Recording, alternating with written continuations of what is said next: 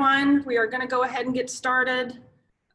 We are all Zoom experts now, so as you know, if you can go ahead and mute yourself if you are not one of the presenters, feel free to turn on your camera. We do want this to be interactive today, so at any point if you've got a question, be sure to use that chat box and someone will be able to moderate that question, or if you're feeling spry, you can unmute and unvideo yourself and ask your question live. But we are going to go ahead and get started. My name is Ashley Jones. I'm the Managing Director of Community Programs here at the Venture Center, and I'm really excited to kick off today's Woman Run discussion and introduce our speakers, Adrian and Karama. But first, if you're not familiar with Woman Run, it is a statewide initiative of Wright Lindsay Jennings. It connects current and aspiring women business leaders and owners through platforms like this. We are able to network, get mentorship, education, resources, anything that addresses those unique needs of women in business. Today's moderator is going to be Adrian Baker. She's the Chief Operating Officer and Partner at Wright Lindsay Jennings. And she will, of course, today be talking to Karama Neal. Karama Neal, PhD, is President of Southern Bancorp Community Partners, a nonprofit community development financial institution promoting economic mobility in rural Arkansas and Mississippi through development lending, public policy advocacy, and asset building. She joined SBCP in 2009 as a senior grant writer, and after several other positions in the organization, was selected to be president in 2018 after a national search. Prior to joining SBCP, Dr. Neal served as a program director and adjunct professor in research ethics at Emory University and worked in bioinformatics. She served on the boards of the Little Rock branch of the Federal Reserve Bank of St. Louis and the Mary Reynolds Babcock Foundation, and is chair of the Arkansas Access to Justice Commission. In 2013, she started a statewide grassroots organization promoting passage of the Uniform Partition of Heirs Property Act in Arkansas. The legislation was passed with no dissent in 2015, and her TEDx talk focused on that work, which was later awarded the 2020 Advancing Equity Award from the Clinton School of Public Service. Neal graduated from historic Little Rock Central High School, completed a BA in biology at Swarthmore College, an MA in bioethics from Loyola University, Chicago, and a PhD in genetics from Emory University. She completed the Impact Investing program at the University of Oxford's Said Business School and lives with her family in Little Rock, her hometown. Today's discussion is going to center around development finance, raising Arkansas's national profile is a great place to live and work, Karama's career transitions from genetics to finance, and the value of unpaid but professional work. Please welcome today's moderator, Adrian Baker, and her guest, Dr. Karama Neal. Hey everybody, we are so pleased to be here. I'm Adrian Baker, and as Ashley said, I'm the Chief Operating Officer of Wright Lindsay Jennings Law Firm, which is the creator of Woman Run. We are so excited to have Dr. Neal with us today, and I'm going to give a disclaimer. Dr. Neal has insisted on multiple occasions that I call her Karama because she is so humble, but I told her, no, I will not, because you earned that PhD. And also because I am interested in reading about women's issues, I've read that women doctors of all different specialties tend to be called by their first names by default by people who don't give them the respect that they have earned by calling them doctor, whereas their male colleagues often don't get the same treatment. And so my default was to use the term doctor. So I'm going to call Dr. Neal today, but I'm sure if you talk to her personally, she will ask you to call her Karama, and that's what I will do when we are offline. So we will just dive right in. I'll tell you a little bit about why I'm so excited to have Dr. Neal with us today.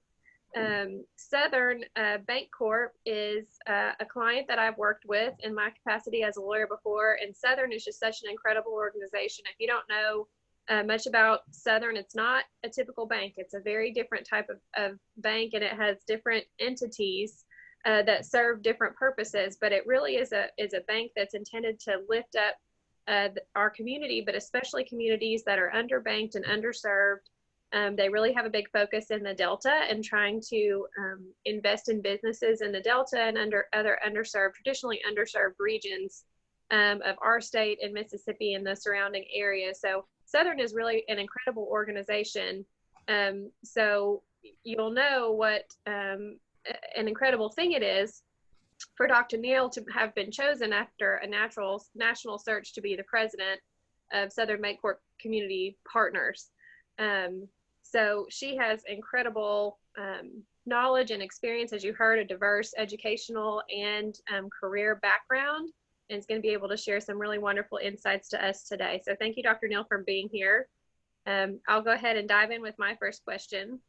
As I mentioned, Southern focuses on developing rural communities, and one way that Southern does it is through providing financing to rural businesses. Could you please tell us a little bit about the role that Southern plays in the development finance sector and what development finance is? Absolutely. I'll first start just by thanking you all so much for this opportunity. Thanks, Ashley, for the really warm introduction, and thanks, Adrian, for your introduction as well. I'm really grateful to Wright Lindsay Jennings and the Venture Center for hosting this. I've been hearing such good things about Women Run and these events for so long, and every time I've been wanting to go to one, I had a conflict and couldn't make it. So I'm really glad to be here, just in general, and particularly pleased and honored that you all have invited me to speak today. So, Adrian, I think your question is a really good one, and I did not know really much about development finance before coming back home to Arkansas and starting to work at Southern. Part of what I think is really neat about the Southern story, and for me really inspiring, is really the role that Southern has played in this industry, really through, in some ways, nationwide, and in some ways throughout the world. So development finance really is this notion of providing access to capital as a tool for helping people achieve their goals, helping communities achieve their goals as well. Southern was founded about 30 years ago with that particular purpose in mind. So it is in a lot of ways a different kind of bank for that reason. It was not founded solely as a profit-driven enterprise. Obviously they need to be profitable. A bank has to be solid, has to be secure, your money's safe there. It's a good place to be. But it also is there for a purpose, and that purpose is really written in from the very beginning of the organization a little over 30 years ago. It has grown since then. We were about one of the earliest, what you call community development financial institutions in the country. The Community Development Financial Institution, that particular name was written into the US Treasury in the 90s when Bill Clinton was president, and he really used Southern as a model in large part for that work. And so it's really exciting for me personally to sort of be involved in that, because in part this is an example of how Arkansas was a leader. I think sometimes, we don't, having grown up here, sometimes it's easy to think that sometimes we're at the top of the list you don't want to be at the top of, and the bottom of the list you don't want to be at the bottom of. But this is a case where we're at the leading edge, we're at the cutting edge. Before Muhammad Yunus won the Nobel Peace Prize, he had come to Pine Bluff, Arkansas to help start the organization that I run now. Our folks, it's long before I was here, but our folks who were leading the organization at that time went to Bangladesh to see what he was doing in his peer lending work, to really think about how providing access to capital can really make a difference in a family's life and in a community's life.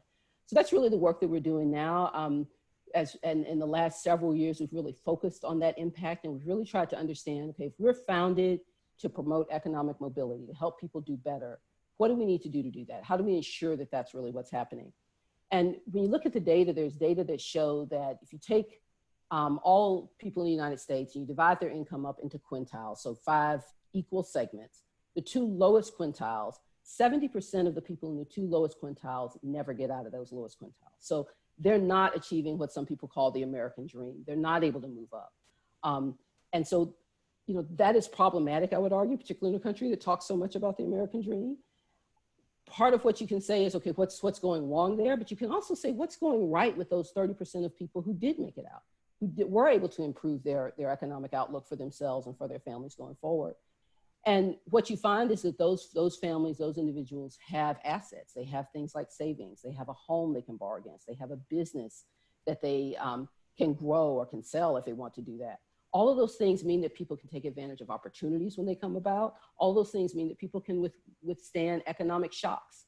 40% of the people in the United States do not have $400 that they can lay their hands on without borrowing or selling something. And I think all of us can imagine a $400 emergency, right? It's not uncommon. Your car breaks down, something happens in your home. Like, it's a $400 emergency is not an unusual thing. And all of us, they happen to all of us. The question is, how much of a cushion do we have to fall back on when those things happen? So we're really committed at Southern to focusing on those kinds of assets that help people move up the economic ladder. Development finance is one of those, is a tool for that. How do we help people buy that home so that they have home equity? How do we help them grow their business, start their business? How do we help them, save money so they have savings? So when that $400 emergency happens or the like, they have something to fall back on. They don't have to take out a high interest rate loan or go pawn something to do that. So that's really that work. It's pretty broad.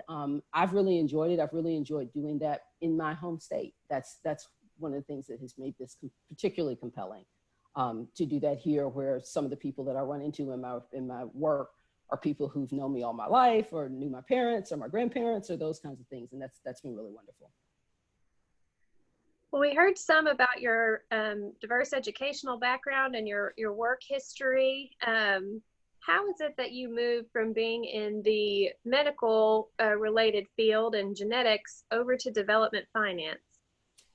Yeah, so that's always an interesting thing. And I meant to say earlier, I see so many familiar faces on the tiles here on the Zoom. My high school classmates and co-workers and family members and other folks who are on here. So it's so nice to see everyone. And some of the folks, particularly who knew me back when, high school folks and folks from my family, will know, obviously that was my orientation very much until fairly recently, until I came back home to Arkansas. So I was a Drosophila geneticist. I studied fruit flies and gene regulation in them, and I used them as a model for understanding how gene regulation works in humans and organisms, frankly, that more people care about.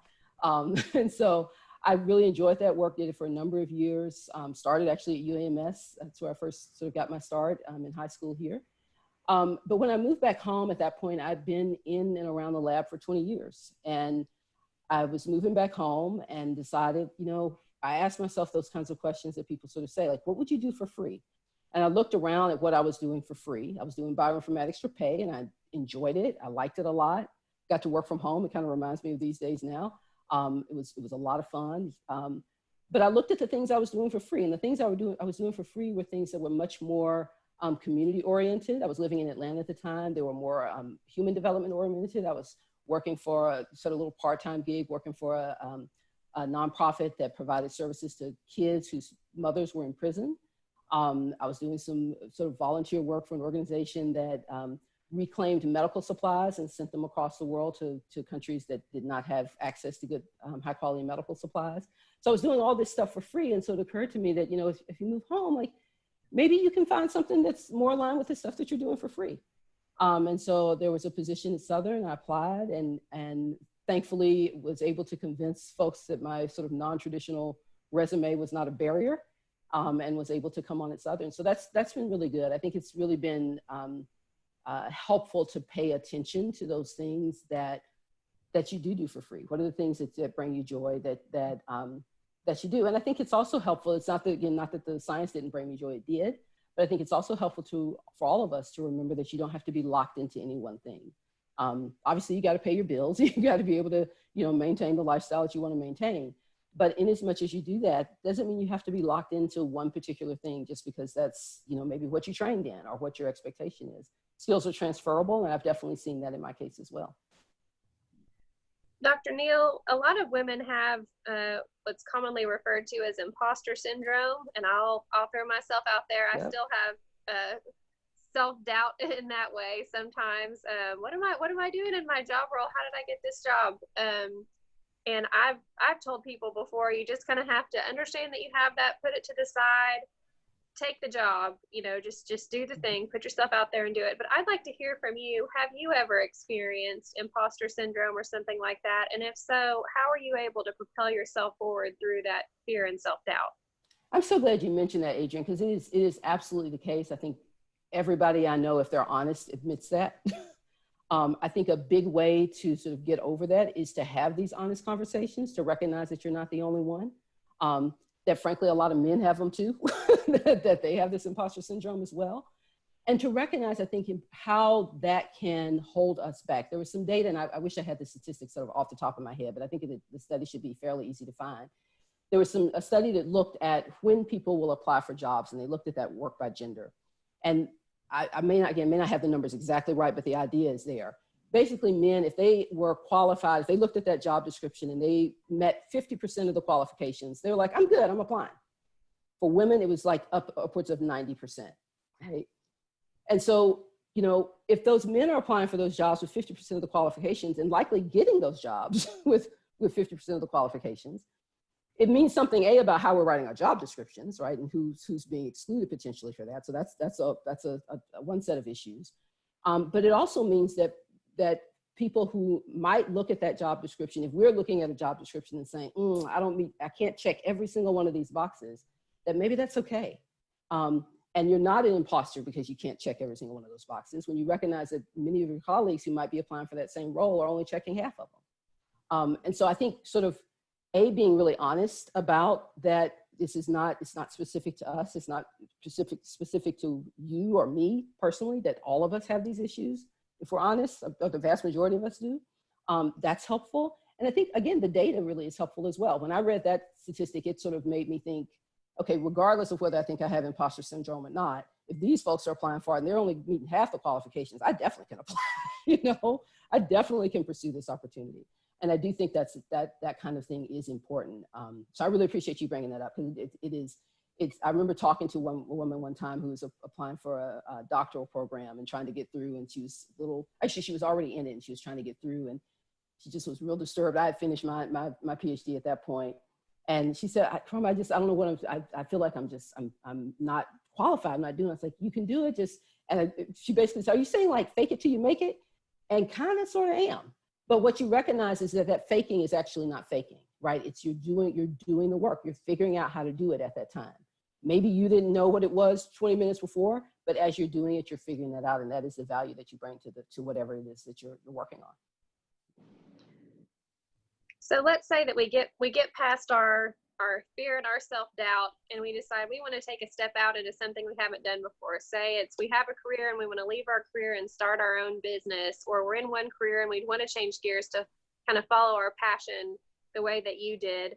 What advice or tips can you give us about how to manage those transitions? Yeah, so I will say a couple things. So one, I just maybe a week or so ago, I got an email from a woman who I didn't remember. Then after she kept writing, I figured out who she was.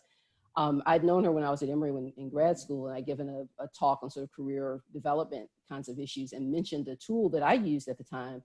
And this has been 15, 20 years, probably 20 years ago at this point. And she brought up the name of that specific tool. So I'll mention it here. It's called 7 Stories. And I actually found it really helpful for thinking about career transitions and thinking about what it is that really drives us, what it is we really can succeed at. And the way it works is you take the 25 things in your life that you are most proud of. And it can be everything from, you know, I got this job, or I finished this degree program, to, you know, I sold $14.23 worth of lemonade when I was in 3rd grade. Like, you know, the things though that really when you think back on that, you realize you knocked it out of the park. You really did a fantastic job with that. You make a list of those 25 things, and then you rank the top 7. So out of that 25, you take the top 7. And in those top 7, you then list everything you did to make that success possible, right? So if it's a lemonade stand, it's because I've found the recipe for the lemonade, and I've, you know, bought all the ingredients, and I stood out there and I talked to everybody, and I was really good at getting people to walk down the street and come buy the lemonade from, whatever it might be. And it's a sort of tedious exercise. It takes quite a while to do. At least it has for me when I've done it. But what it does is allow you to see what those trends are in what you take pride in. And oftentimes when we're making a career transition, when we're trying to figure out what's the next step, I think for most of us, ideally, you don't always get what's ideal, but ideally you want to be in some place where you take pride and you're excited about the work that you're able to do. And, you know, when you do that, you might find trends that you may not be aware of. So I'll give 2 examples. I had a friend who did this, and she realized that everything that she took pride in, certainly all her top 7 and many of the 25, were all things that involved taking things that were chaotic and making them orderly. So it could be in her workplace, it could be like cleaning a room or a house, like, but she really liked taking things that are chaotic and making them more orderly. And that theme was something that was consistent for her, and that she enjoyed, and she appreciated the success that she came out of doing that. So what that meant for her is she liked to be in professional positions and frankly other activities that allowed her to exercise that's something she took pride in. And so she could look for that intentionally in her, whatever her roles were. When I did it, I was really frankly surprised to find that of the 25 things that were on there, 21 of them were things where I came up with the idea, saw it through to completion. Like, evidently that's what I like to do.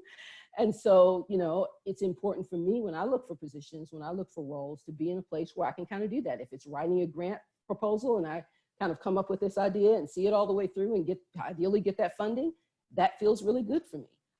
You know, those kinds of things are important. And so I think doing that exercise can be really, really critical. And then I think you just have to the other thing I'll mention is that I said this a little bit earlier, but that skills are really transferable.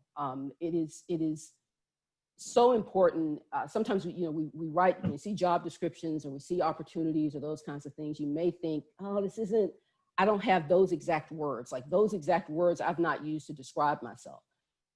But they may actually be there. And I'll give an example of, you know, from my experience when I came on as, you know, was applying to be a grant writer at Southern. You know, my background did not suggest anything like this at all when you looked at my resume. I had written one grant before. It was, you know, to fund Drosophila genetics research, which was not exactly what Southern was doing. So it wasn't, but, you know, I had written some stuff. I had done some writing, you know, I'd written my dissertation, we've done some things like that, but it didn't seem like it was really aligned. And what I realized, though, is that I had done that as a grant writer. One, you have to do persuasive writing, right? As a grant writer, you're trying to persuade someone to understand what you're doing and give you money to support that, right? That is persuasive writing. And I had for years, this kind of leads into the unpaid but professional work. For many years before, I had run a blog called So What Can I Do?, where I tried to write persuasively, and people seemed to like it. I was living in Atlanta at the time, and I wrote around issues of public service and what I called ethics in action. And it was really based on this notion of not just sort of complaining about situations, but figuring out what can I do.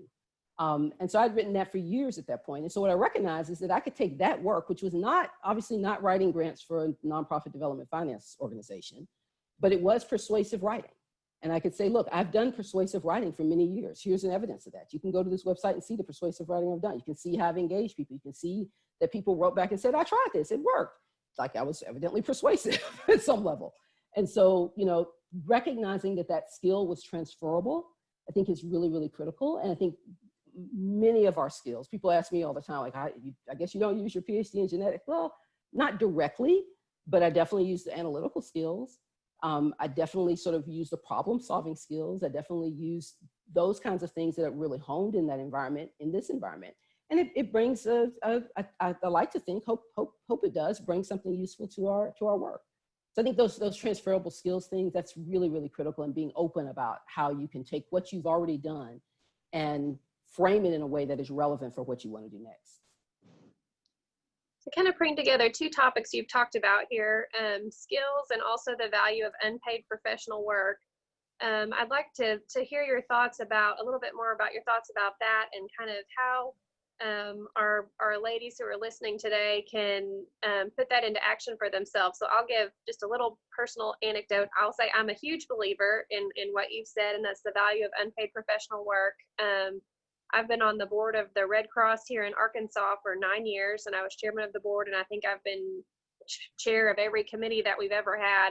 And of course, the organization values what I do, but I feel like I get so much more out of it. And I've learned some good professional skills, and it's allowed me to be around people who are professionals in other areas. And I get the benefit of hearing their thoughts and how they approach issues. So as I said, I'm very much a believer in the benefit personally and professionally of serving in nonprofit and unpaid professional capacities. You've taken that to the 10th degree. You've served in so many unpaid professional capacities. So if you would talk to us a little bit more, elaborate a little bit more on what you see as the value of that, and how our listeners today could maybe put that into practice to help either grow their own skills or maybe identify their passions. Yeah, I appreciate that question. This has been important to me and close to my heart because I think sometimes we segment off the work that we do. We say, okay, this is paid and this is my work, this is my profession, and this is all the other stuff. And sometimes we think that other stuff is worth less because we're not getting paid for it, or it's not, our formal title or those kinds of things. It may be more community-based or whatever. And so we oftentimes set that aside. And it's kind of this transferable skills piece. We don't necessarily understand how those skills, or don't promote how those skills and the work that we've done in that unpaid arena actually is very, very valuable in that paid arena. And I think that to me is really, I think, a big part of that. I mentioned that blog that I wrote, because I wrote the blog because I was excited about writing a blog. I started soon after blogs. It was like 2004, I think, when I started it. So blogs were pretty new at the time. And I just kind of liked the format and wanted to do it. Was not thinking that it would get me a job, but the guy who hired me, I'll mention his name because he said this before in public, Dominic Miarton, some folks on the call will remember him, has said, and he says it with a smile, so he says it like he's joking, but I think it's true. He has said, you only got that job because of the blog. and that's probably in some ways true, because it was the thing that he could go back and say, okay, she has consistently written about these things. While these things are not necessarily development finance, they are very much related to the kinds of work we do, the kinds of priorities we have. She can write, it's here, I can see it, I can see the level of engagement. That was very helpful. And that was completely unpaid. It was just something I did for fun, but doing it, and I think the key is doing that work in a way that can be presented professionally, right, was the key, right? If I had done that blog in a way that I couldn't share with a potential, someone a hiring manager, if I had, used language that was inappropriate or for that kind of environment or those kinds of things, I couldn't have shared that in that way. But because I didn't, and I wasn't thinking that at the time, but because I didn't, it was actually useful in that regard. And so I think there are a number of things that we can do when we think about what our skill sets are, when we think about the work that we're doing, even for fun. I did, my daughter plays piano, and when she's gotten better than I ever was now. So, but earlier on, when I was still, even though I hadn't played in decades, I was still, could still figure out some things a little bit better than she could. I would simplify hymns for her so she could play at church. So we had, a church hymnal, and sometimes that stuff was more complicated than what she could play. I would simplify those for her. And it occurred to me, well, Karama, if you just write this out really nice and actually use some software to make it not just, your pencil and paper on the staff, somebody might actually buy it. So now I have hymns for sale. Not because, I'm a great musician or anything. I was doing this for my daughter. She enjoyed doing them, using them. And so, and if just the simple step of making it look a little bit more professional, using the software to make it look like, real sheet music that someone actually paid for, now I'm able to have that available. Again, the other example I would mention, because again, I think these are really relevant. I think particularly if and I think this is the case for me just all the time, I just have a lot of different interests, and you have to make sure that I prioritize the ones that are most important. But sometimes the work that you're doing for pay is important and it's good and you like it, but there may be something else that you're compelled by, or maybe the work you're doing is just paying the bills and there's something else that really compels you, that really excites you. Those are the places where you can do, if you do that work professionally, that unpaid piece, that stuff, the piece that you just like to do because it moves you, because it excites you. If you do that work in a professional manner, it can have good ramifications. So, I'll say, I think I saw a cousin of mine on here, and so she'll relate to the story. We have a common ancestor, both of our great grandfathers, who he was enslaved. This was Juneteenth just recently, so it's a relevant story there. But he had been enslaved, and nobody told him that the Civil War was over and that the Emancipation Proclamation happened. Finally, some guy a white guy drove by and told him that he was free, and he was plowing with the mule at the time, told the mule, you go your way, I'll go mine. He walked off, freed himself, freed the mule, and the rest is history.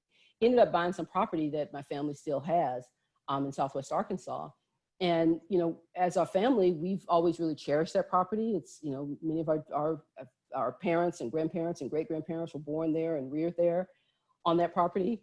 And, we want to keep it in the family. And so I started some policy work, and now some practice work based just on that family history. That has just sort of ballooned into, this is when Ashley read my bio, this is the air property work that I mentioned, that, we got some legislation passed on it, was able to win this award, which was a real thrill and an honor, earlier this year. And again, that was just because that came out of just something that was a love and a desire, and doing it in a way that was professionally done. Whether or not you're paid for it, doing it in a way that's professionally done can have really good benefits. I think that's really the lesson that I would say is recognizing those skills, whether you're doing them on your own or you're doing them in conjunction with a board or board service or those kinds of things, but doing them in a way that you can parlay them into something more if you ever desire to. Mm-hmm. Well, and I noticed one of the organizations you're heavily involved with now, the Arkansas Access to Justice Commission, I think that although it doesn't function in the exact same way as Southern Bancorp Community Partners, the missions of the two sort of go hand in glove in some respects. Is it your belief that you can sort of achieve your professional paid goals by supporting some of the nonprofits or unpaid organizations that are pushing in the same direction? Absolutely. I mean, I think, and I think that's true. I think most organizations, if they have a mission statement, they have some, what is the work they're trying to do? They're trying to align all of their work, their time of their staff, their resources, donations, whatever those kinds of things. They're aligning it towards what it is they're trying to do. I mean, as a bank, the donations that the bank might give at Southern are going to be aligned with Southern's priorities, or the Southern's geographic priorities or mission priorities. So I think that's true. I think the same thing is frankly true, or can be really true for us as individuals, right? If there are things that, my roommate, my first year in college, laughed at me because I wrote a mission statement, and 10 years later she wrote hers. I was like, you remember you laughed at me when I did mine. But it's having something like that says what your internal priorities are, what the things are that matter to you, allows, at least for me, has allowed me to say yes to things because they're aligned with what those priorities are that I've established for myself. It also allows me to say no. And saying no is not that it's bad, it's just that's not what my priorities are. And that's a really important skill, to be able to say no to things, because sometimes it's very easy to take things on. People ask you for help and you want to be helpful, and you may even know you could be helpful, but you also may know that you don't have enough bandwidth or enough capacity right now to do all of those things. And so being able to say no in a reasoned kind of manner can be very helpful in that regard. So, I think having those kinds of things aligned, I think, at least for me, has brought a lot of both professional and personal satisfaction. Figuring out, one of the things I always think about with board membership, and folks will ask about this, and for the things that they may be thinking about for boards, is what is your connection to that board? Why is that meaningful? With the Arkansas Access to Justice, you mentioned my grandfather. This is the other great grandfathers on my mom's side. This one was on my dad's side, and he moved from Mississippi to Arkansas in 1927, in part because he said the rule of law was better in Arkansas than it was in Mississippi. Now, this was 1927. He was Black in Mississippi, so that may not be saying very much either about Arkansas or Mississippi, frankly, at the time. But the fact was that he recognized that. And so when I think about his story and how the fact that he hit that move is part of the reason I'm here, because I'm an Arkansas person. That's what I think about when I'm doing that work at Arkansas Access to Justice, ensuring that people have access to civil legal aid so that the rule of law has meaning for them. That's really important. And I understand what that means for me personally, when I think about my grandfather. So, I think that kind of alignment that you mentioned, Adrian, I do think is really important. I think that leads to satisfaction. And I think it also allows us to, like I say, to balance our plates, to say yes to the things that really are meaningful, and to say no in a kind and reasoned way to those things that are not for us at this time right now. Doesn't mean they're not good, but I just can't do that right now. Mm-hmm. I think a lot of the same communities who are served by the Arkansas Access to Justice Commission and others like it, so traditionally underserved communities who don't have access to the same resources, or perhaps are rural and just don't have professionals in that area, are the same communities that Southern is really trying to lift up through its financing efforts. I've heard some wonderful stories from different people at Southern over the years about examples of small business owners who got financing through Southern and then really lifted their families out of poverty and lifted up their communities. Can you talk to us a little bit about that? Yeah, so I'll come back to the alignment that you mentioned, because I do think that is an important piece, particularly between access to justice, recognizing the Wright Lindsay Jennings role in this event, and attorneys in general, so the legal profession in general. One of the things we've done, Southern, we are a different kind of bank. Saw some of my colleagues on here, so they'll recognize that phrase as well.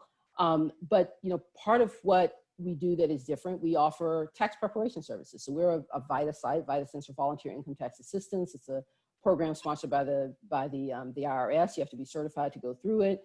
My organization, Southern Bancorp Community Partners, hosts that program, and we run it through the Southern Bancorp Bank branches, with mostly Southern Bancorp Bank employees being the volunteers to prepare people's taxes. We do 4 or 5 Saturdays in February, and I say 4 or 5 because sometimes we'll do 2 in one day, one Saturday.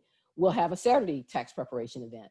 And we've been so pleased that Access to Justice and a number of attorneys, legal aid attorneys and other attorneys acting in a pro bono manner in the state of Arkansas will come and provide legal services during those Saturday clinics. So they'll have folks come to Eudora, or come to Helena, or come to El Dorado and provide wills clinics, help people fill out guardianship papers, just do a number of those kinds of things that have real meaning for people. I can remember, my daughter laughs at me because sometimes she'll accompany me to those. And she laughs because my favorite role when I'm at those events is being a witness. So I like to go and, when the people's wills have been done, and then I'll be the witness to them signing, because I'm not an attorney, so I can't do that work. But it is, when you see the relief on someone's face who knows that they needed to have a will 20 years ago and they didn't have it, and now they're able to get it, and they're able to get it for free, and they're able to ensure that their family members know what to do, know what their wishes are, can execute on them. They know what that means in terms of reducing stress in an already difficult time when you've had a loved one to pass, because now you don't have to fight about stuff. You know what mama wanted, or you know what daddy wanted, or all of that is clear. When you see the relief on someone's face when that happens, and for us as an organization that's committed to economic mobility, when you understand that these resources now are going to be passed to the next generation cleanly because of this will, that's a really important kind of piece. And again, that alignment is really critical. To your second point, when we think about some of the financing, I mean, there are a number of things. I think about Southern as a whole that we do. It can be small businesses that are starting, that need a sum of money to get started. It may be a loan. We do have some monies for what's called individual development accounts, where people save a sum of money, and we're able to have grant funds that match that sum as well, so they can use that for their business development. We do a lot of mortgage lending. So when you see, there's a wonderful story of a woman named Vernita Jackson in Helena, who was 63 years old when she bought her first house, and she had never even thought that she would buy a house. It just wasn't even in her mindset. It wasn't in her history. It wasn't something that she thought was possible for her. And again, when you see her have this home that is now hers, and she can be comfortable and be stable in that home, that's important. But what's, I know for me, is even more is when you see her grandkids and her children come and see what their mother has done. She's not only changed her trajectory, she's changed the trajectory for her kids and for her grandkids. Those kinds of things I think are really important. That's why Southern is here, and I think that is why Southern was founded, is doing those kinds of things. And so the work we do tries to maximize that across our footprint.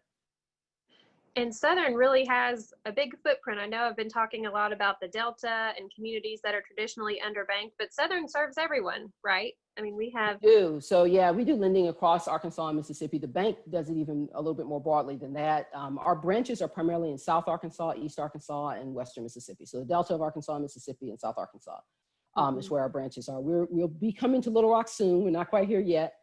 We do have an administrative office here and a loan production office, but don't yet have a full service branch, but we'll have that soon.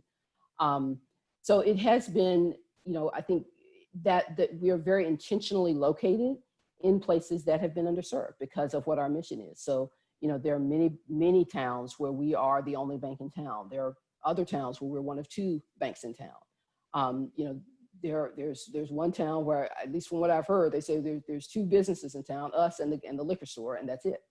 So in terms of formal businesses that are organized and such. And so that is an intentional decision on the part of not just our current management, but on the part of our founders, to really be in the places where the need is the greatest.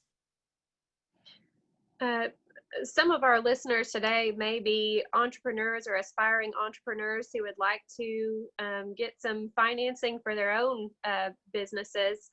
You talked about with grant writing, the importance of persuasive writing, and I would think some of the same skills would go toward getting loans as well. And you've also talked about how Southern has a focus on, some of these smaller businesses, startups, and things like that.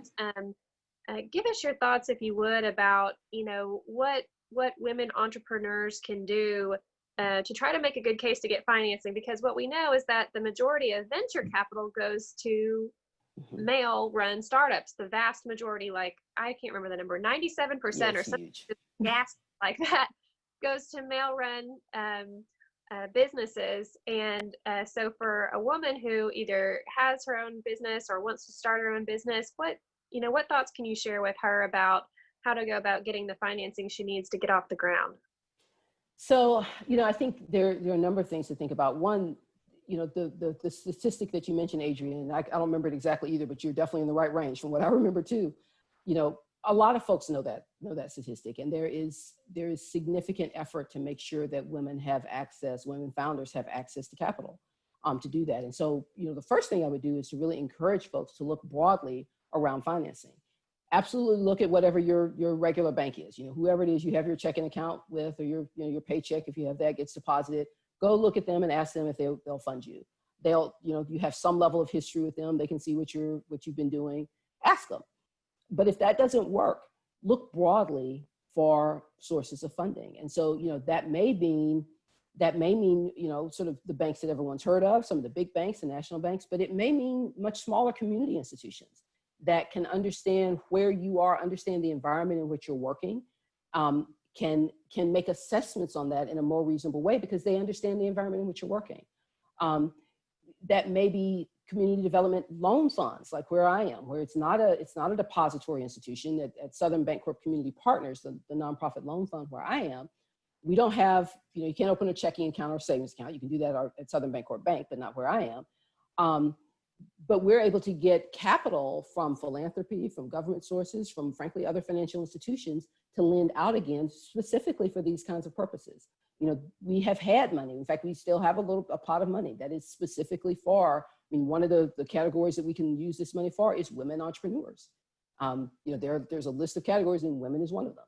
We can't use that money for anyone other than that, right? So when you're dealing with a nonprofit loan fund, those monies come with that mission embedded in that money.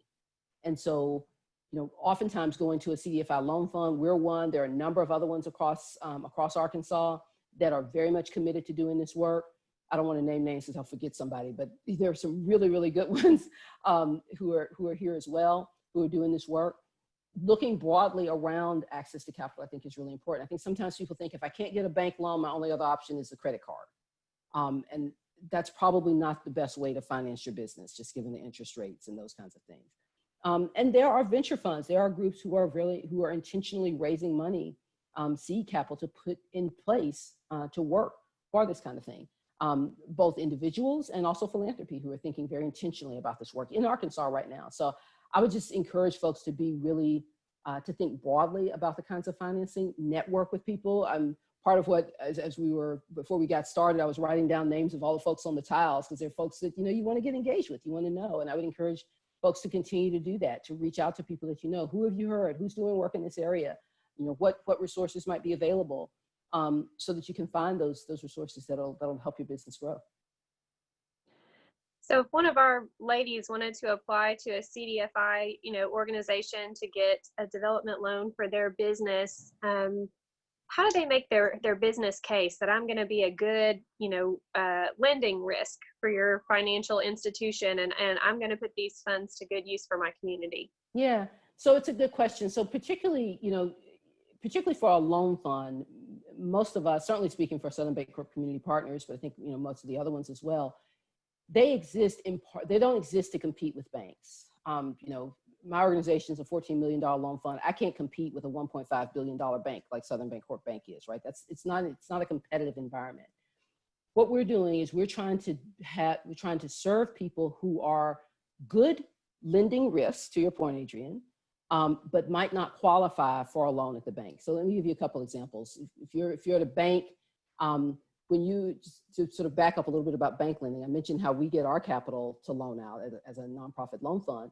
For a bank, if you all have a bank account or a credit union account, you have money in that savings account or your checking account. When you put it there, you don't tell that institution what to do with it, right? You assume it's going to be there when you want to get it out, right? But you don't tell them what to do with it. You don't tell them, okay, you can only loan this for small businesses in the Delta, or you can only loan this for housing in South Arkansas. Or you don't tell them that. They do whatever they want to with it, right?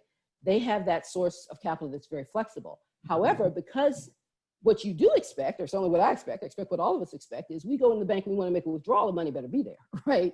And so because we have that expectation, there are numerous regulations put on these depository institutions to ensure that your money is safe, to ensure that whenever you walk back to that bank and you want to make a withdrawal, the money is there.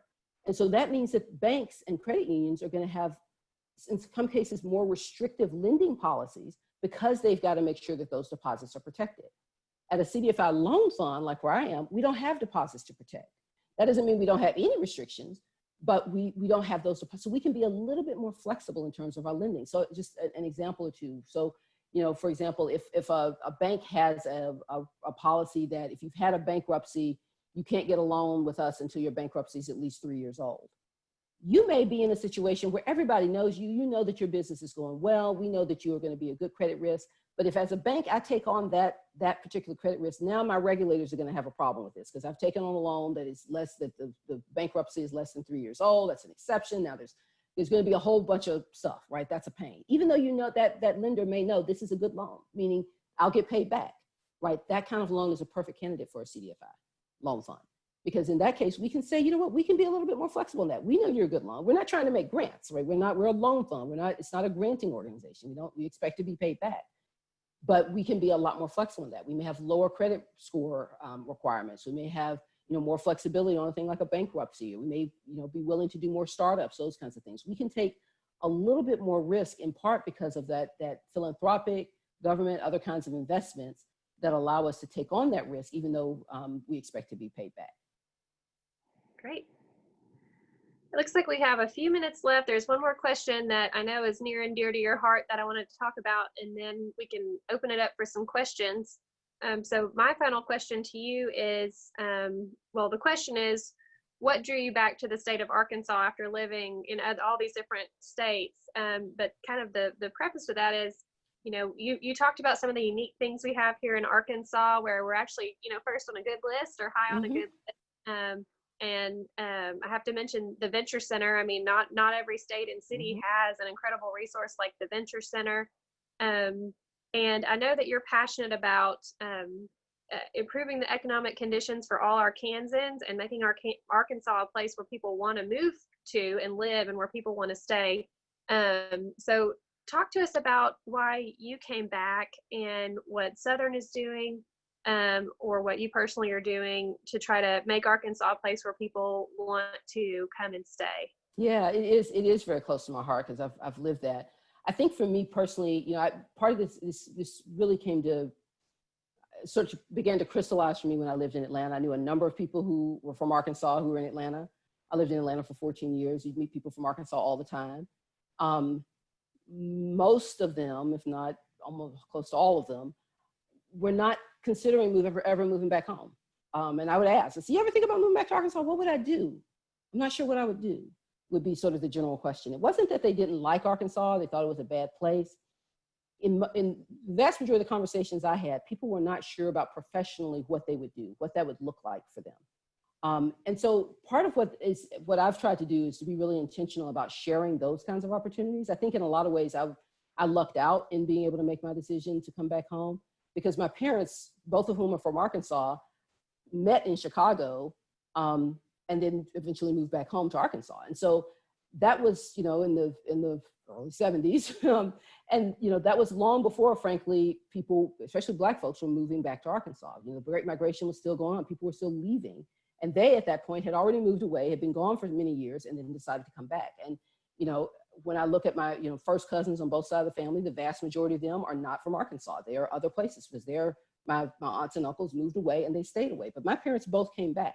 And so I had that model for, what you can be. Arkansas is a good place to come back to. It's important to leave and see other things and learn stuff and share things because they need to learn something about us too. But you can also come back.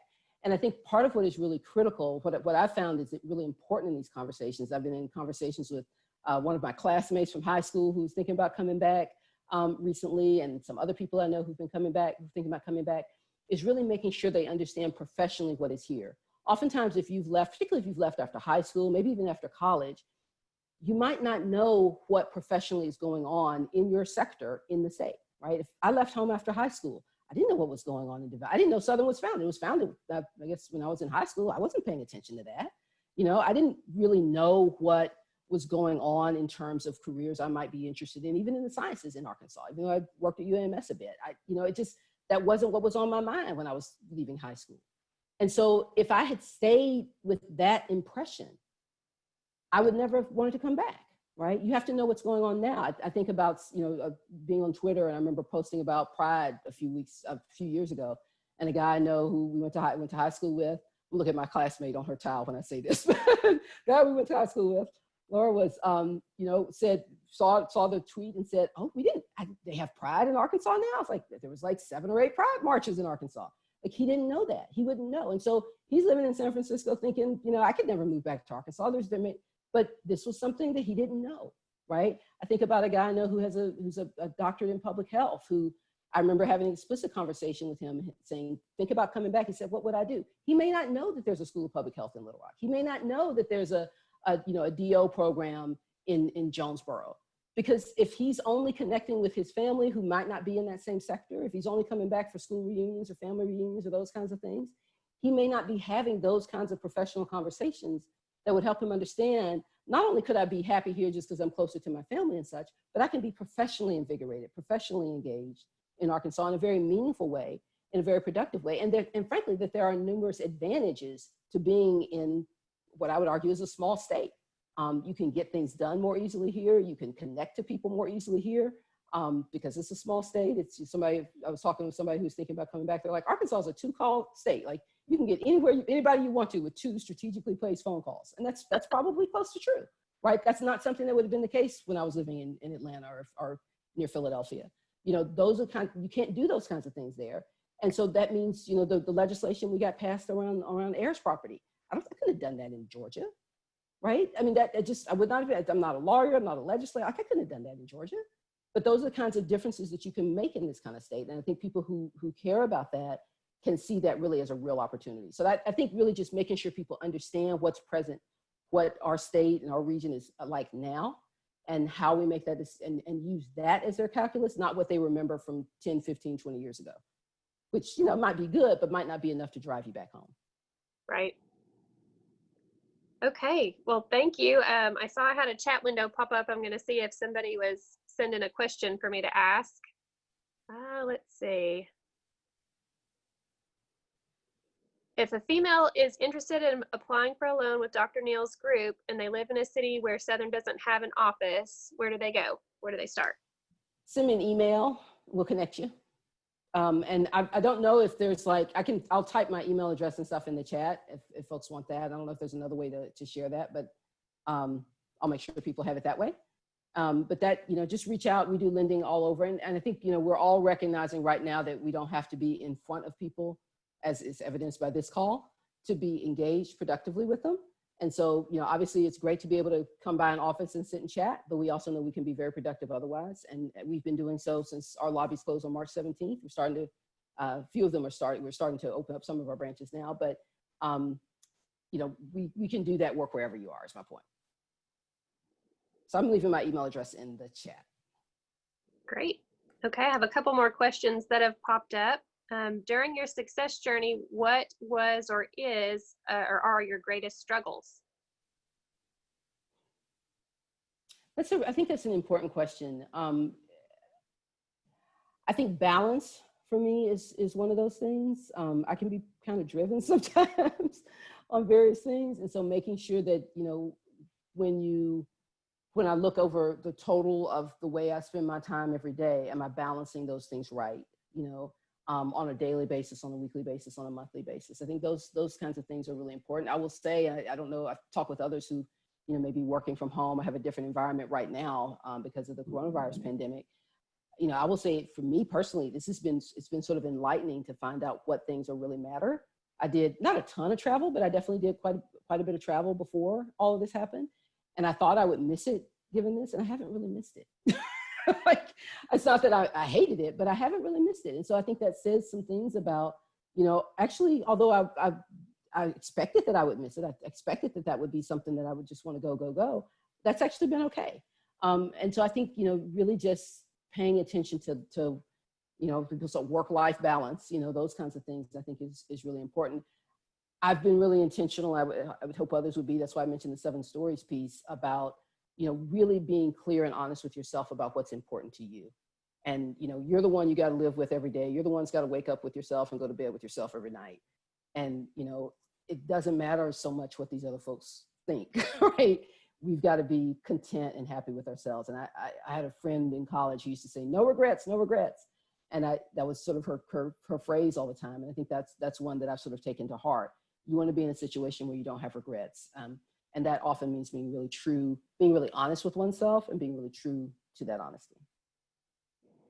That's great advice. Another question that's come up, now that the realities of inequalities are right in front of us, are the traditional banking institutions coming to Southern to do more, especially the State Banking Association? I don't know anything about the State Banking Association, what they've done, so I can't speak to that. There definitely are, you know, a lot of institutions, financial institutions in particular, are recognizing that CDFIs, community development financial institutions, the phrase I've heard are the first responders in a situation like this. You know, we're the ones who are in environments, in communities where there aren't other financial institutions, where these other financial institutions sometimes have chosen to leave. And so they are recognizing, you know, this is, if they hadn't recognized it before, they're recognizing now, this is a good time to be in partnership with those organizations. This is a place where we can, you know, we may be able to provide capital that they can loan out. There may be financial education opportunities. There may be other kinds of things that we can do in partnership to make that happen. So I do think, you know, there has been across, you know, the finance sector, but just sectors in general, sort of more attention to that. And I do think that CDFIs, and particularly ones like Southern and like many others in our state and in our region that are intentionally located in places that have been underserved for many years, for decades, we are well positioned to receive that. And we're working on that now. You know, there's I talked with Darren Williams, who's the chair of the CEO of Southern Bancorp Inc., the bank holding company. It is a prime fundraising opportunity. There's an opportunity now to think through what's available out there and what people might want to do. And because their minds are thinking about that now in a way that for many of them, they hadn't thought about previously. Here's one from Mimi. She says, her speaker's not working, so I'm going to read this. She says, Karama, I love you. You're such an inspiration. Tell us about your youth. Who inspired you? How did you view yourself at a young age? And what was your motivation to do the things you have accomplished? Well, I was really blessed I had a wonderful mother who's now deceased, and a grandmother who, you know, I was just extremely close to. And they were fantastic, and they were really models for this work. They really invested in me. I'm an only child by my mom, and they really invested in me. I don't know what else to say that. And so that I really benefit that and really grateful to them for that. They were also real role models in, you know, what's important in life. I'll often say, like, both my mother and my grandmother, I have a cousin on this call, so she can attest to this. It's true for her family as well, her side of the family as well. You know, there were always other people in the house. You know, we were in Little Rock, and if people were coming up, moving from Camden and moving from, you know, Hempstead County, where we had some roots there and other places, and they wanted sort of a new start in the city, they would come stay with us. You know, we were always involved in sort of community engaged events and service. And not because you needed to put it on your resume, but because it was the right thing to do, because it was community, because it was family. And so I think they really provided that. And the other thing I think that they were both really good with is showing what options are. You know, I mentioned my mom coming back to Arkansas and showing what that looked like. In a time when people were not, particularly Black folks, were not moving back to the South. Black folks there's a lot of work now. It shows migration is happening now from the North back to the South. But that was not happening at the time when my mom and my dad both moved back to Arkansas. And it wasn't happening in big numbers. So showing that and seeing that kind of commitment, frankly, to our state, was really influential for me. I think in ways that I'm only now able to articulate. I don't know that I was able to articulate at the time, but they really showed that love for the state. And my dad is also a really wonderful man as well. He's has been a judge in Arkansas. Has led with my uncle the Mariana economic boycott in 69, 70 time period. Very much engaged in civil rights issues, voter issues, those kinds of things throughout our state. And again, has been a real role model for how to get things done and do it in a geographically specific manner. I think I've always been, when I lived in Atlanta for those many years, for a long time, I worked from home and I listened to Arkansas radio stations, KUAR and KABF, online all day from Atlanta. So I would know what was going on. I knew what was happening. So I've always been tied to this state. And I think that really comes from all three of them. Wonderful. Well, I think that we are at 1 o'clock, so we can leave it open for more questions if there are more questions. If not, if I don't get any more by chat, I'll make my closing remarks, and then Dr. Neal, of course, if you want to say anything else, and Ashley, if you have anything you want to close with, that's great. But I do have a quick question. Oh, so go ahead. I'm joining on my phone, so I can't tell if you can see who's talking. Hi, everyone. My name is Chauncey Pettis. Hi, Karama. Howdy. You are truly an Arkansas diamond. See what I did there. Nice. Thank you. But I do have a question for you that just through my years of getting to know you both professionally and personally, you have a extremely gifted way of speaking truth into the biases that are in certain industries, against people of color, against Black people, against women, against people in rural communities, in a way that has no heat attached to it. And let me just say, honey, I have not learned that skill. So what is the Zen garden that you are going to that allows you, what are you pulling from that allows you to speak these truths in a way that is disarming and doesn't allow people to put their guard up? It's interesting that you say that, Chauncey. I first of all, thank you for that. I appreciate that. I do try to do that, but I don't know that I knew that I was that successful. So thank you. I do think that a lot of this comes from, let's talk about transferable skills. I think it comes from sort of my science orientation. So I go to the data, you go to the facts. Okay. And, I do think that that is oftentimes a very helpful place to start.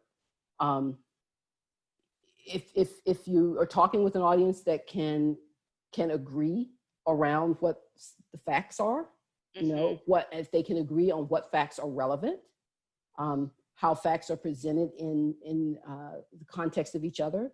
If you can start there, then you can oftentimes get to a different kind of place. You can have a conversation that is not personal, but that is sort of based in that fact. I think the other thing as I think about this, I don't know that I thought about this question before, but the other thing that comes to me as I think about this is making this really personal.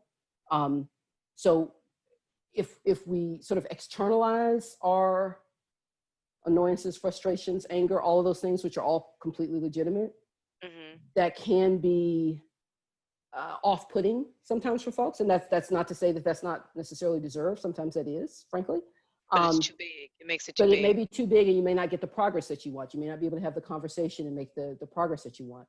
And so part of what I do try to do, I am very intentional about this, is trying to make those things personal at all, as much as possible. So, for example, I think a lot about how, as I was talking with a friend of mine this weekend, we went to college together, she's Black, and she was saying she was on a call and they sort of had to do one word about how you're feeling. And she commented that all of the white people on her call said that they were tired. And she was like, how are they tired? I'm so tired. Like she really didn't quite understand that, right? But and so my initial thought on that is, I totally get you, but it's also like, okay, what might that look like for me, right? If I were, as a heterosexual person, if I were in a situation where I was trying to deal with similar kinds of issues around sexual orientation, or as, how might I put myself in the position of folks who are feeling tired, white folks who were feeling tired, as she said on her call. How might I put myself in that position so I can understand, perhaps, or at least try to understand at least a bit of what that feels like, so that when I come back with how I respond, I'm responding with that in mind. So I do try to do that. I don't know how successful that is all the time, but I do try to do that because I think if we can engage each other as people, and recognize that humanity in each other, then we can at least have those conversations. That's, and potentially move forward. And again, I think that's an advantage I would say that a state like Arkansas frankly has, where you're small enough where you're going to engage with people, who are going to be different from you in most cases, in a lot of cases, just because the state is small, and you're going to have to figure out how to deal with folks at some level. You're going to have friends who are going to feel, or colleagues, or folks that you work with or engage with, who might have different political beliefs, or and you figured out how to engage them in a way that sometimes, if you're in a much larger place where you can only be with people that are like you, you don't know how to do that. And so I do think that is a real advantage that we have in a state like Arkansas. Thank you so much. That has helped me a lot personally, and as you know, I love you and I love the work you do with Southern. Feeling is mutual. Anybody else have a question for Dr. Neal? Okay, well, Dr. Neal, thank you so much for sharing your wisdom, your guidance, your experience. I've learned a lot today, and I do every time we have one of these wonderful Woman Run sessions. And thank you for participating in Woman Run, and I hope that you'll continue to participate with us. I can say that I've come away from every session learning something new and useful. I usually have a notepad and I'll write down one or two little steps, and I think I can really incorporate this into my life, and this is going to be helpful. And I got a lot of those from you today. So thank you for that. Anybody who's right now listening to us, if you're not already plugged in with Woman Run to hear, when we have wonderful speakers like Dr. Neal, please do. We have a Facebook page, we have a website, we have an email mailer that you can get on where we send out updates about topics that you might find interesting. And we can have contact information for Dr. Neal, and other resources that you might find useful if you're an entrepreneur, or a wannabe entrepreneur, or a business leader, or a wannabe business leader. And we really want us all to come together and share our collective knowledge and experience to lift each other up, as women who are trying to do good in our families and in our businesses and in our community. And I think Dr. Neal is a perfect example of that, and the kind of life that we want to aspire to. So thanks to everybody for being here. Ashley, did you have any closing remarks you wanted to make? She's shaking her head no. Okay. Dr. Neal, anything else you wanted to say? Just a big thank you. Appreciate you all for being here and for taking the time, and Adrian and Ashley for just the wonderful planning for this program. Thank you all. Great. Dr. Neal shared her email address on the chat function on here. So if you want to have that, write it down. And, if you're interested in getting financing for your business or have questions about her journey, I'm sure she'd be happy to answer them. And you can also contact us if you missed it, and we can get you her email address. All right. Well, thank you so much, everybody. Have a great afternoon. Until next time, we'll see you later.